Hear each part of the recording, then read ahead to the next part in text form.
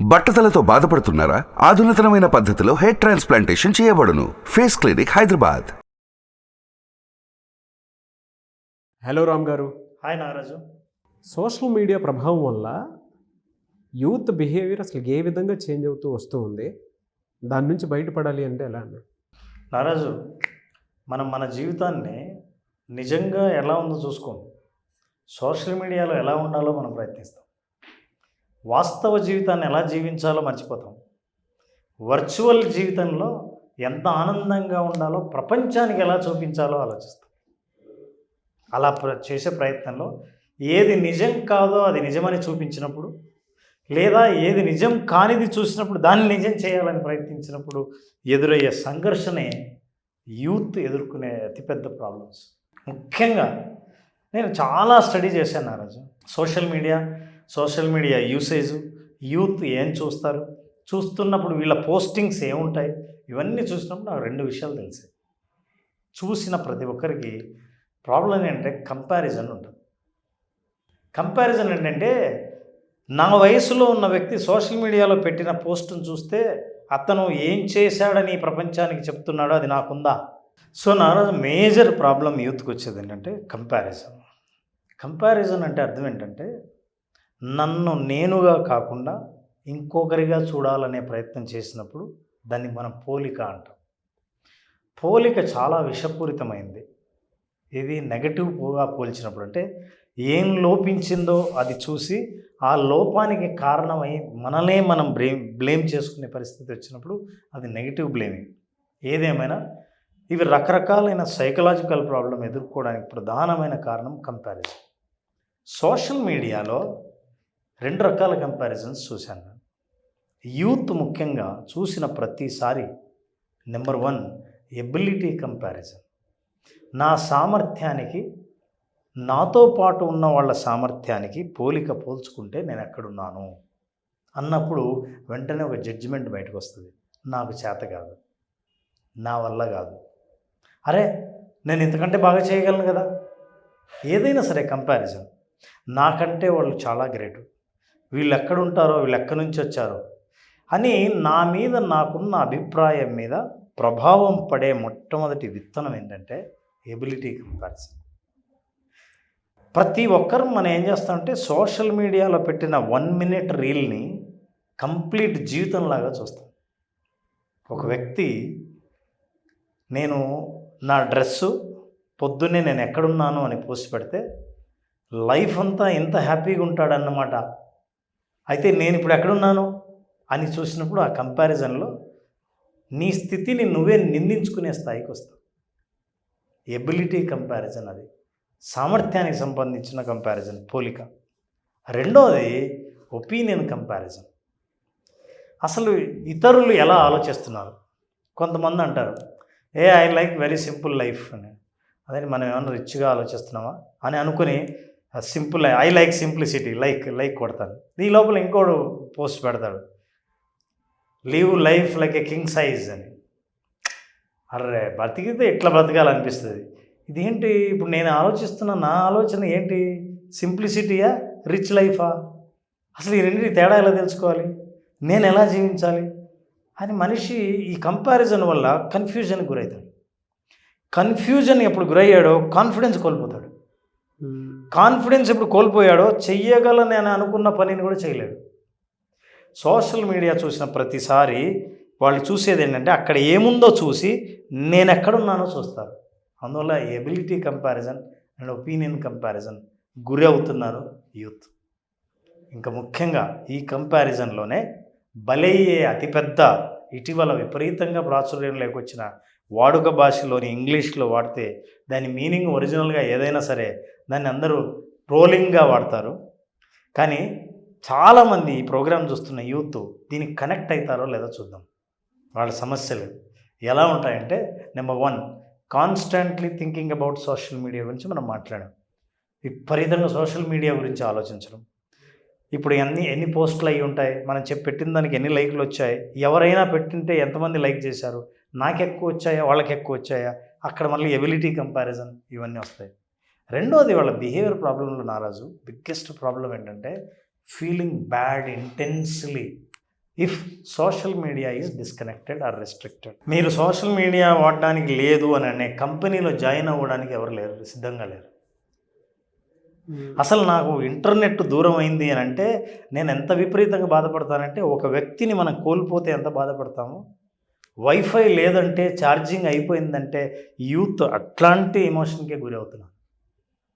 This is what is social media restrict చేసినప్పుడు వాళ్ళు feel అయ్యేది. అంతేనా? No interest in any other hobbies. అసలు ఎన్ని రకాలైన హాబీలు ఉన్నవి. ఒకప్పుడు చెప్పేవాళ్ళు నా రాజు, నాకు స్టాంప్ కలెక్షన్ హాబీ అని, స్టాంపులే లేవు. కాయిన్ కలెక్షన్ హాబీ అనే, కాయిన్స్ లేవు. ఉన్నా అసలు దాన్ని హాబీగా ఎవరు చూపించట్లేదు.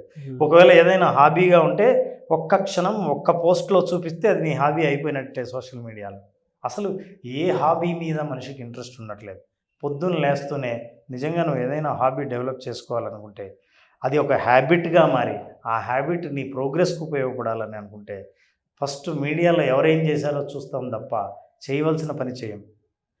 ఏదైనా చెయ్యాలని అనుకున్నా మీ మీడియా నుంచి బయటకు వచ్చేసరికి ఆ టైం కాస్త గడిచిపోతూ ఉంటుంది. ఇది చాలామంది కనెక్ట్ అవుతూ ఉంటారు చూడన్నారు.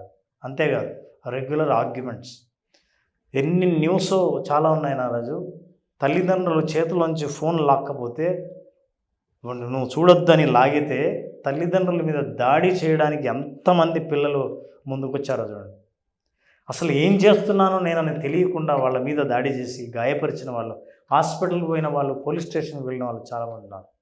ఇదే బిహేవియర్ ఏం చేస్తుందంటే, బయట ఫ్రెండ్తో ఏదైనా మాట్లాడాల్సి వచ్చినప్పుడు ఒక డిస్కషన్ని ఆర్గ్యుమెంట్గా మార్చేస్తారు. ఇది సోషల్ మీడియా ప్రభావం అని ఎవరికి తెలియదు. ఆ ప్రభావం నుంచి వచ్చే సమస్య ఇది. Main reason for procrastination.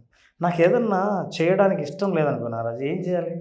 నాకు పలానా పని చేయాలని ఉంది, చదువుకోవాలి, ఇష్టం లేదు, ఏం చేయాలి అని ఆలోచిస్తే సోషల్ మీడియాలో స్క్రోల్ చేస్తాను. మనిషి ఒక పనిని ప్రోక్రాస్టినేట్ చేయడం కోసం ప్రోక్రాస్టినేట్ చేస్తున్నప్పుడు అతను ఇమ్మీడియట్గా అతనికి కనిపించే సొల్యూషన్ ప్రోక్రాస్టినేట్ చేయడానికి, వాయిదా వేయడానికి, పనులు చేయకపోవడానికి సోషల్ మీడియా. రీల్స్ చూస్తూ ఉందాం, ఈ లోపల ఆ పని గురించి మార్చిపోవచ్చు, ప్రస్తుతాన్ని దాని నుంచి బయటపడవచ్చు అని తాత్కాలికంగా తప్పించుకుంటాడు. అది మెయిన్ రీజన్ ఫర్ ప్రోక్రాస్టినేషన్. ఒకవేళ ఈ ఆప్షనే లేకపోతే ఆ పని చేయాల్సి వస్తుంది. ఈ ఆప్షన్ ఉంది కదా, ఆ పని తర్వాత చూద్దాంలే అని అనుకుంటే ఇప్పుడు చేయాల్సిన పని వెంటనే గుర్తు వస్తుంది కదా. ఇది సోషల్ మీడియా. అందువల్ల వాయిదా వేయడం చాలా సులభంగా ఫీల్ అయ్యి దాన్నే ఎన్నుకుంటాడు. This is very important.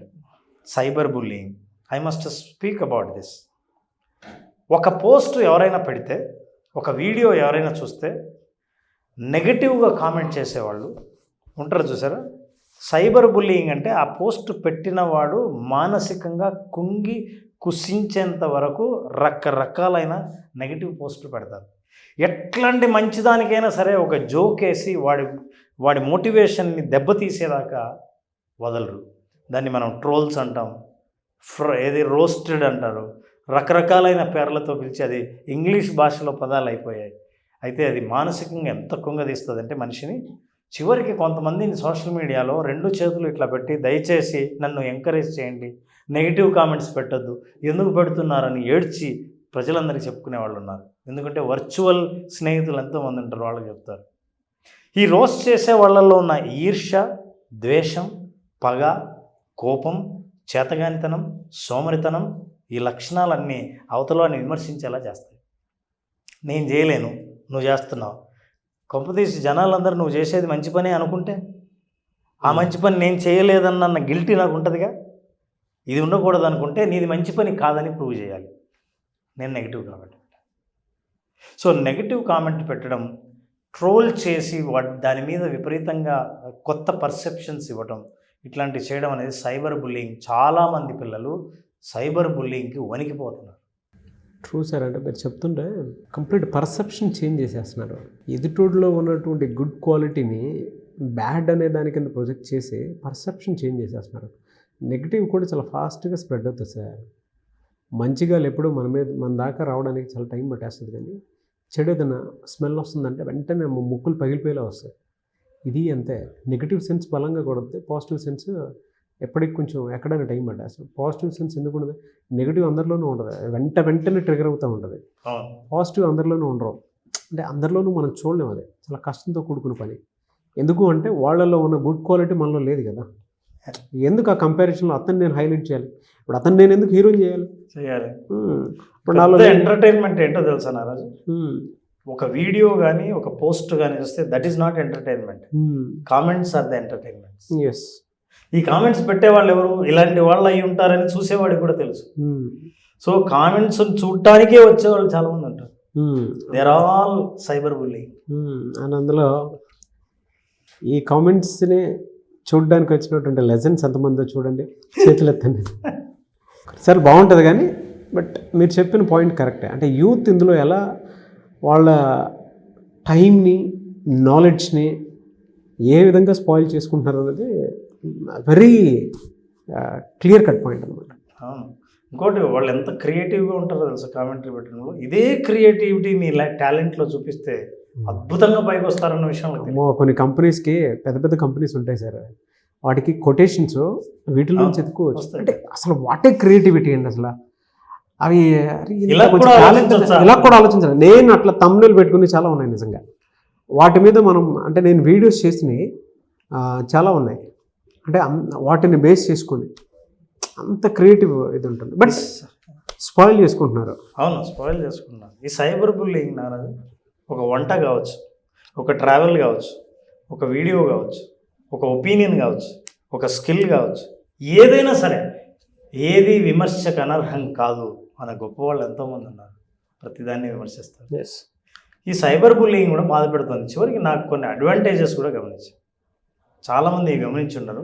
ఒకవేళ నిజంగా మీరు సోషల్ మీడియా ఈ అడ్వాంటేజెస్ కోసమే ఉపయోగిస్తుంటే మీ అంత అద్భుతమైన వ్యక్తి ఎవరు లేరు. What are the advantages? Number 1, increased social support.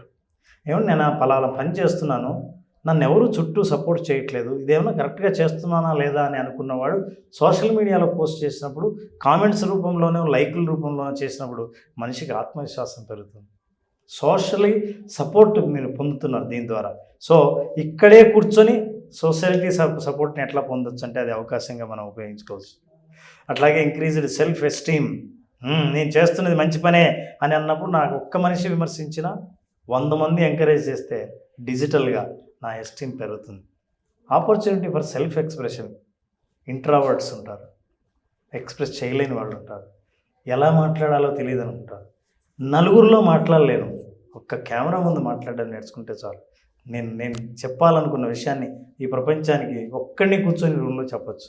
So opportunity for self expression తర్వాత మోస్ట్ ఇంపార్టెంట్ ఏంటంటే దీన్ని ఉపయోగించుకుంటే యూత్ ఎంతగా గ్రో అవుతుందో, ఇన్ఫార్మల్ ఎడ్యుకేషన్ అండ్ స్కిల్.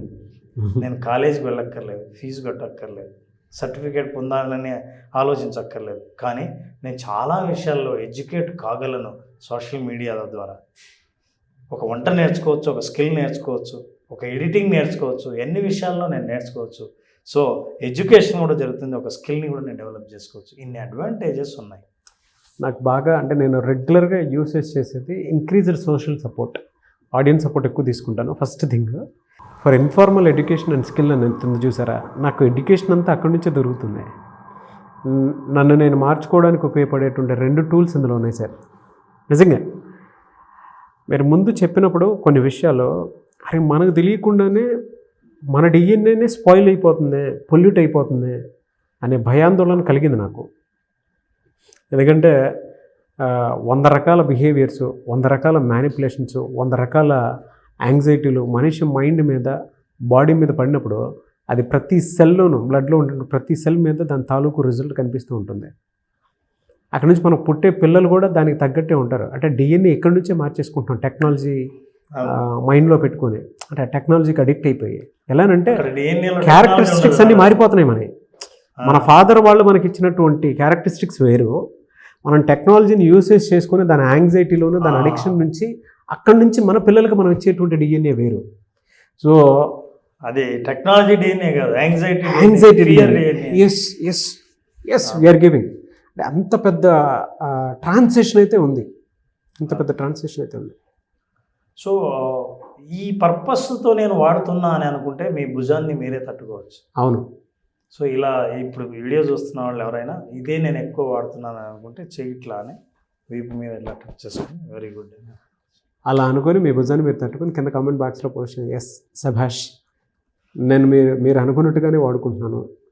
అనుకుంటే మాత్రం కింద కమెంట్ బాక్స్లో పోస్ట్ చేయండి. వాళ్ళ ప్రధాన ఉద్దేశం ఏంటంటే సొల్యూషన్స్ ఇద్దామని. నేను బలైపోయాను, నేను విక్టిమే, నాకు ఎపిసోడ్ 2 కావాలి, సొల్యూషన్స్ కావాలని అడిగిన వాళ్ళ కోసం సొల్యూషన్స్ ఇస్తున్నాం. అడ్వాంటేజెస్ చెప్పాం, తీవ్రమైన నష్టాలు ఎలా ఉన్నాయో మనం చెప్పాం. సైబర్ బుల్లింగ్ నుంచి ఎట్లా బయటపడాలంటే దీని నుంచి మన సొల్యూషన్స్ తెలుసుకుంటే మనకు అర్థమవుతుంది. Now let's see, these are the solutions that I would like to give. Number 1, social media diet. 1 hour ఎప్పుడంటే నేను 10 గంటలకు పడుకుంటానని అన్నప్పుడు 9 నుంచి 10 దాకా మీరు పూర్తిగా దాన్ని జీవితంలో వదిలేసినట్టు వదిలేయాలి. 1 hour మొబైల్ని కానీ ఏ రకమైన సోషల్ మీడియా ఎక్స్పోజర్ మీ కంటికి మీ బ్రెయిన్కి ఉండకూడదు. అసలు నిజంగా మీరు ఏదైనా ఒక పుస్తకం చదవాలనుకుంటే ఇది మంచి సమయం. పుస్తకంలో చదివిన మంచి విషయాల్ని చదివి మీరు పడుకుంటే అది మీకు అద్భుతంగా పనిచేస్తుంది. మీ ఆలోచనలను ఇంకా మంచిగా మార్చేసి ఒక క్రియేటివిటీని పెంచి ప్రోత్సాహాన్ని జీవితానికి ఇచ్చే అవకాశం పుస్తకం చదివితే ఉంది. సో సోషల్ మీడియా డైట్ని ఎప్పుడంటే 1 hour పడుకునే ముందు. చాలామంది అంటే ఒక స్టడీ చేస్తే రాత్రి అర్ధరాత్రి కనీసం ఒక్కసారైనా నిద్ర లేచి ఫోన్ను చెక్ చేసుకొని పడుకుంటారంట. అర్ధరాత్రి ఏదో ఒక టైంలో. ఇది అలవాటుగా మారితే బ్రెయిన్ వాళ్ళని లేపి మరీ చెక్ చేయిస్తుంది. Solutions diet. ఉదయం నిద్ర లేస్తూనే 1 hour దాకా ఫోన్ టచ్ చేయకండి. లేస్తూనే ఫస్ట్ ఫోన్ కోసం వెతికేవాళ్ళు. ఈ 2 పాటిస్తే ఇది సోషల్ మీడియా SM డైట్ అంటారు. ఈ డైట్ని పాటించడం ఒక సొల్యూషన్. దీనివల్ల ఏంటంటే తీవ్రత ఏదైతే ప్రభావాలు ఉన్నాయో మన శరీరంలోనూ మన ఆలోచనలోనూ ఆ తీవ్రత తగ్గుతుంది. పొద్దున్న లేస్తూనే ఈరోజు ఏం చేయాలన్న పనులకు ఆలోచించే అవకాశం ఉంటుంది. లేకపోతే మీరు ఏం చేయాలన్నది సోషల్ మీడియా నిర్ణయించాల్సి వస్తుంది. అవును. Follow only who inspires you. ఎవరిలాగా ఉండాలనుకుంటున్నాను, ఎవరి నుంచి అయితే నేను నేర్చుకుంటాను వాళ్ళని ఫాలో అవ్వండి. చెత్త ఫాలో అవ్వకండి. చెత్త ఫాలో అయింది ఏదంటే అట్లాంటి ప్రభావాలు మన మీద ఎక్కువ ఉండి మనమేంటో మనం మర్చిపోయేలా చేస్తుంది. అందుకని మీరు ఈరోజు నిజంగా ఫిల్టర్ చేయాలనుకుంటే ఇప్పుడు జాగ్రత్తగా ఎవరిని తీసేద్దామా అని చూసినప్పుడు మీకు అర్థమవుతుంటారు, వీళ్ళని డిలీట్ చేయొచ్చు అని. So please do that. You have to follow only who inspire you and settings to log you out after 15 minutes of social media. మీరు ఎప్పుడైనా సరే నేను ఈ యాప్ని 15 minutes కంటే ఎక్కువ చూడకూడదు అనుకుంటే ఆండ్రాయిడ్లోను iOSలోను you will get it. Application settings ఏముంటాయంటే ఈ అప్లికేషన్ నుంచి ఆటోమేటిక్గా అదే లాగౌట్ అవుతుంది. మీరు ఎంత టైం సెట్ చేస్తే అంత టైం. మీరు ఒక 4 అప్లికేషన్లు మీరు ఫాలో అవుతున్నారు అనుకుంటే 15 minutesకి అది ఆటోమేటిక్గా లాగౌట్ అవ్వాలనే డిసిప్లిన్ను పాటించడం కోసం టెక్నికల్గా దానికే ఆ పని అప్పచెప్తే మిమ్మల్ని లాగౌట్ చేస్తుంది 15 minutesలో. Settings set at. And mindfulness and emotions. Social మీడియాలో మైండ్ఫుల్నెస్ చాలా అవసరం. ఇప్పుడు ఏంటో డిస్టర్బ్గా ఉందే అని అనిపించినప్పుడు ఇందాక నేను ఏం చూశాను, ఎందుకు డిస్టర్బ్ అయ్యాను, ఇవి నాకు ఎటువంటి ఆలోచనలు రేకెత్తించాయి, ఇది మైండ్ఫుల్నెస్. ఇది ఆలోచించినప్పుడు ఏమైందంటే ఏది అవాయిడ్ చేయాలి, ఏది చూడాలి, దేనికి ఏది కారణం, ఏది ట్రిగ్గర్ చేస్తోంది, ఇన్ని విషయాలు నాకు తెలుస్తాయి.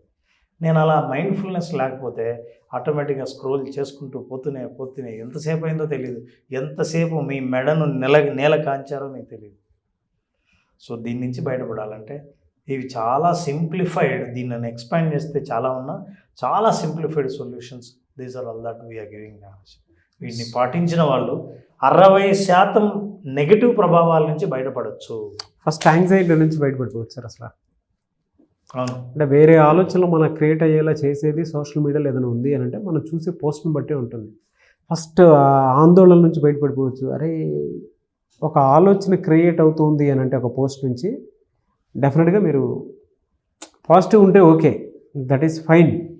బట్ అపార్ట్ ఫ్రమ్ పాజిటివ్ ఒక నెగిటివ్ని క్రియేట్ చేసేలా ఉంది, అది unethical to social and personality అనుకున్నప్పుడు మాత్రం జస్ట్ బీ అవేర్ అంతే. Very good analysis sir. Anyways thank you so much Ram garu. Thank you Nagesh. Thank you sir. Thank you so much Ram garu. The basic visualisation class ఎవరైతే attend అవ్వాలి అనుకున్నటువంటి వాళ్ళు ఉన్నారో ప్రతి ఒక్కరూ ఈగర్గా వెయిట్ చేస్తూ ఉన్నారు. సమ్మర్ని అవకాశంగా తీసుకొని ఏం చేస్తే బాగుంటుంది, ఎక్కడి నుంచి మా జీవితాన్ని మార్చుకుంటే బాగుంటుంది అనుకున్నటువంటి వాళ్ళు విజువలైజేషన్ ద్వారా ఇవాళ విజువలైజేషన్ అనేది పెద్ద ఎడ్యుకేషన్. డాట్ కనెక్షన్ అనేది ఏ విధంగా తీసుకొని ముందుకెళ్ళాలి అనేది అతిపెద్ద subject. Thank you so much once again. చాలామంది కోరుకుంటూ ఉన్నారు అచీవ్ చేసినటువంటి వాళ్ళు, అండ్ ఇంకా దీని మీద అవేర్నెస్ పెరుగుతూ ఉంది. అరే తెలుగులో ఎంత మంచి సబ్జెక్ట్ని రామ్ గారు ఎలా డెవలప్ చేసి తీసుకొచ్చారని దానికి still people are asking and they want to join. Class ఎప్పుడు ఉండే అవకాశం ఉంటుంది? నారాజు ఏప్రిల్ 22వ తేదీన బేసిక్ విజువలైజేషన్ క్లాస్ స్టార్ట్ చేస్తున్నాం. మనం ఎన్నో బ్యాచ్లు చేసాం, ప్రతి బ్యాచ్లో కంటెంట్ కొత్తగా తీసుకొస్తున్నాం. ఈసారి చాలామంది అనుభవాల్ని బట్టి అడ్వాన్స్ను బట్టి చాలా అడ్వాన్స్ టాపిక్ కూడా బేసిక్లోకి తీసుకొచ్చాం. సో బేసిక్స్ అటెండ్ అయ్యి పూర్తిగా దాన్ని అర్థం చేసుకుంటే వాళ్ళు ఎంత ఆనందిస్తారంటే నాకు నిజంగా అడ్వాన్స్ కావాలని అడుగుతారు. అడ్వాన్స్ తర్వాత కొంతమంది పర్సనల్ కోచింగ్ ద్వారా వాళ్ళ లైఫ్ను చాలా మార్చుకున్న వాళ్ళు ఉన్నారు. ఎవరైతే ఇంట్రెస్ట్ ఉండి చెప్పాలనుకున్నారో వాళ్ళ అనుభవాలను తీసుకొస్తున్నాం. కొంతమంది చెప్పాల్సిన అవసరం లేదు, నా ప్రయోజనాలు నాకున్నాయని అనుకున్న వాళ్ళు మాత్రం వ్యక్తిగతంగా వాళ్ళని మనం కోచ్ చేస్తూ ఉన్నాం. సో ఏప్రిల్ 22వ తేదీన బేసిక్ విజువలైజేషన్ క్లాస్ స్టార్ట్ అవుతుంది. 5 రోజుల పాటు ఏదైనా సరే అద్భుతంగా సైంటిఫిక్గా సాధించగలమని నమ్మిన వాళ్ళందరికీ ఈ ప్రోగ్రామ్కి ఆహ్వానం. Fantastic sir. Anyways thank you. April 22 నుంచి క్లాస్ స్టార్ట్ అవుతుంది. ఎవరైతే ఈ సమ్మర్ని ఈ ప్రోగ్రామ్ని అవకాశంగా తీసుకుని మీ జీవితాన్ని మార్చుకోవాలి అనుకున్నటువంటి వాళ్ళు ఉంటారో, రామ్ గారి క్లాస్కి అటెండ్ అవ్వాలి అనుకుంటే విజువలైజేషన్ క్లాస్కి స్క్రీన్ మీద మీ కాంటాక్ట్ నెంబర్ కనిపిస్తుంది. మీరు కాల్ ఆర్ మెసేజ్ వాట్సాప్ చేసి వెంటనే ఎన్రోల్ చేసుకోండి. లేదు అని అంటే పర్సనల్ అపాయింట్మెంట్ తీసుకోవాలి అనుకున్నా కూడా మీరు స్క్రీన్ మీద కనిపిస్తున్న నెంబర్కి కాల్ చేసి మెసేజ్ పెట్టి డెఫినెట్గా పర్సనల్ అపాయింట్మెంట్ తీసుకోవచ్చు. ఈ వీడియో లైక్ చేయండి, షేర్ మాత్రం తప్పకుండా చేయండి. ఒకవేళ మీ కాంటాక్ట్ నెంబర్ కనెక్ట్ అవ్వట్లేదు అంటే మిస్టర్ నాగ్ అఫీషియల్ 1 అని నా ఇన్స్టాగ్రామ్ ఐడి ఉంది. దానికి మీరు పర్సనల్ మెసేజ్ పెట్టినా నేను రామ్ గారి టీవీ ఫార్వర్డ్ చేస్తాను. ఆ విధంగా సరే మీరు అప్రోచ్ అవ్వచ్చు. అండ్ ఇలాంటి మరిన్ని వీడియోస్ కోసం మా ఛానల్ ఫాలో అవ్వండి. Thank you so much Ram garu. Wish you all the best. Thank you so much. Suman టీవీలో మీ పర్సనల్ అండ్ బిజినెస్ ప్రమోషన్స్ కోసం కింది నెంబర్కి కాంటాక్ట్ చేయండి.